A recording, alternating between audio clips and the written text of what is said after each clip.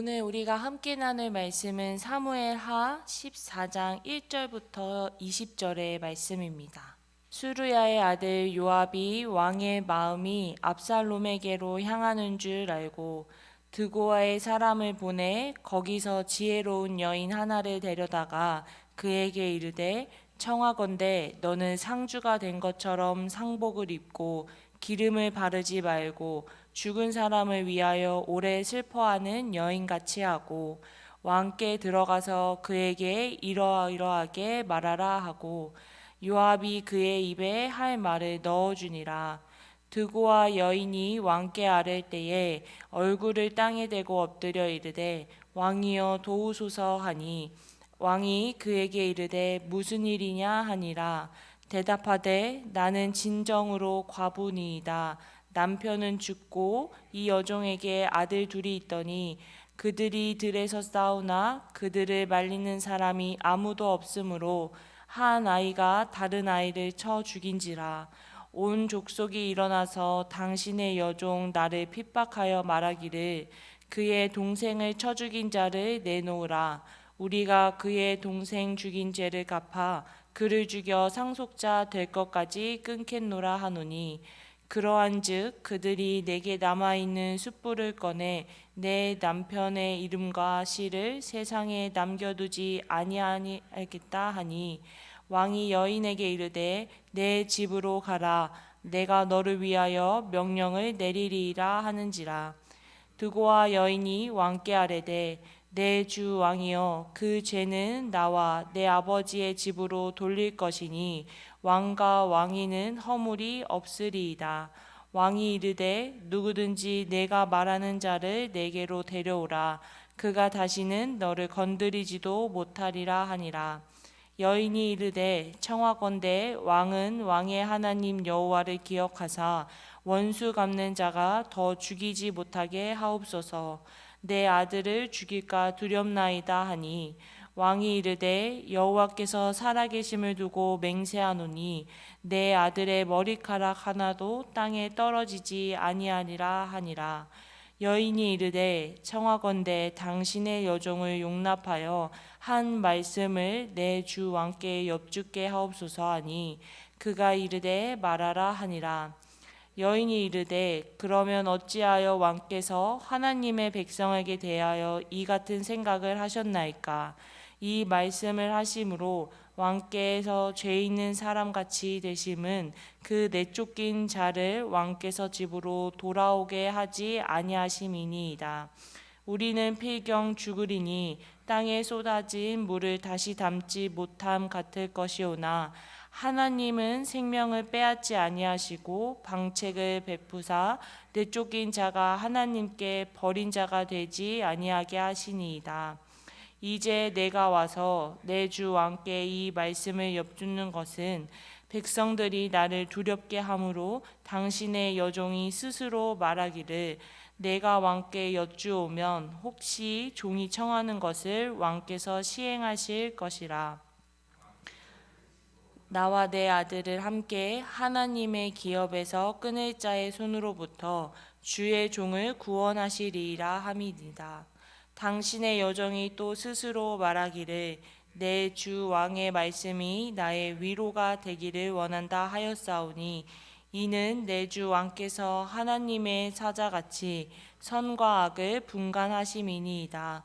원하건대 왕의 하나님 여호와께서 왕과 같이 계시옵소서. 왕이 그 여인에게 대답하여 이르되 바라노니 내가 내게 묻는 것을 내게 숨기지 말라.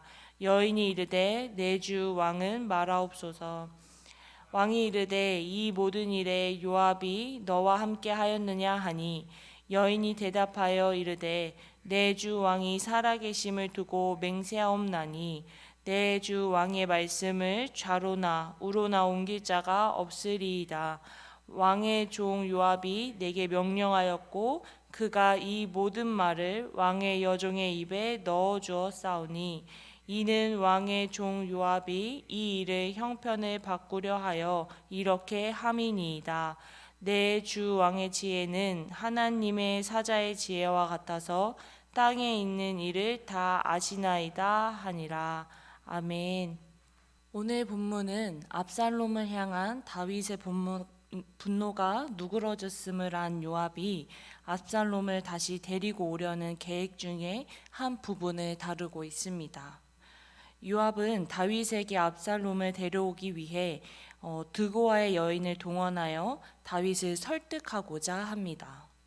이때 드고아 여인은 자신의 아들들의 이야기라며 다윗을 찾아갔고, 부모에게 자식은 정말로 소중한 존재이며 끊을 수 없는 관계이기 때문에 다윗도 쫓겨난 아들 압살롬을 소중히 여기고 다시 다윗에게 돌아오게 해야 함을 말하고 있습니다. 오늘 우리는 이러한 본문 말씀 가운데서 어떠한 묵상을 할 수 있을까요? 먼저 저는 편향된 기준을 두고 살아가는 인간의 모습을 발견하게 되었습니다. 오늘 본문 속에서 드고아 여인은 자신의 목적을 이루기 위하여서 다윗의 상황과는 맞지 않는 예화로 다윗을 설득하기 시작합니다. 드고아 여인이 설정한 이야기에서는 살인한 아들은 여인의 유일한 아들이었기 때문에 다윗이 살려주겠다고 이야기합니다. 또 드고아 여인은 하나님은 자비로우신 분이기 때문에 자신의 백성을 버린 자가 되지 않게 하신다고 다윗을 설득하며 이야기하고 있습니다. 하지만 드고아 여인의 이야기는 한쪽으로만 치우쳐져 있는 이야기입니다. 일단 압살롬은 여인의 이야기 속 아들처럼 다윗의 유일한 아들이 아니었습니다. 그리고 하나님은 자비로우신 분은 맞긴 하지만 동시에 정의로우신 분이기도 하십니다. 죄를 싫어하시고 죄에 대해서 명확하게 벌하시는 분이시죠. 압살롬은 자신의 형을 죽인 살인이라는 죄를 지었고, 그 죄를 지은 대가로 따로 떨어져서 지내게 된 것인데, 마치 여인은 이렇게 떨어져서 산 압살롬을 다윗이 챙기지 않는 것을 아들을 챙기지 않는 사랑 없는 아버지의 모습으로 다윗을 책망하고 있습니다. 드고아 여인의 모습처럼 우리는 내가 원하는 것을 이루고자 한쪽으로 치우친 시선과 생각으로 상황을 바라볼 때가 있습니다. 혹은 드고아 여인같이 우리를 유혹하는 이야기들이 주변에서 많이 들릴 때도 있습니다. 이러한 상황일 때에 우리는 어떻게 해야 할까요? 바로 우리는 하나님의 말씀만을 붙들어야 합니다. 왜냐하면 하나님의 말씀은 변하지 않는 진리이기 때문입니다. 좌로나 우로나 치우치지 않고 가장 정확한 뜻을 우리에게 정확하게 제시해 줍니다. 그래서 우리가 믿음 안에서 올바른 성장과 성숙을 이뤄나갈 수 있도록 합니다. 헷갈리고 어려울 때, 어떠한 선택을 해야 하는지 모르겠을 때 하나님 앞에 나아가서 우린 엎드려야 할 것입니다. 우리가 말씀 앞으로 나아갈 때 정확한 말씀을 통해 우리에게 역사하실 줄을 믿습니다. 이러한 믿음으로 오늘 하루를 살아가시는 우리 구리지구청 교회 성도님들이 되시기를 축복합니다. 두 번째로 저는 세상의 지혜로 한계를 경험하는 인간의 모습을 발견하게 됩니다. 드고아 여인의 이야기를 듣던 다윗은 여인에게 지금 이 일에 요압이 연관되었느냐라고 물었습니다. 요압과 한 팀이 되어서 다윗을 설득하고자 했었던 드고아 여인은 다윗의 무릎에 바로 요압이 연관되어 있다고 말하며 바로 다윗에게 요압을 일러 바칩니다. 이러한 드고아 여인을 오늘 본문에서는 처음에 지혜로운 여인을 소개합니다. 하지만 여기서 말하는 지혜는 세상의 지혜에 불과합니다. 즉 자신의 개인적인 욕심과 욕망을 이뤄내기 위한 하나의 수단으로서의 지식에 불과합니다.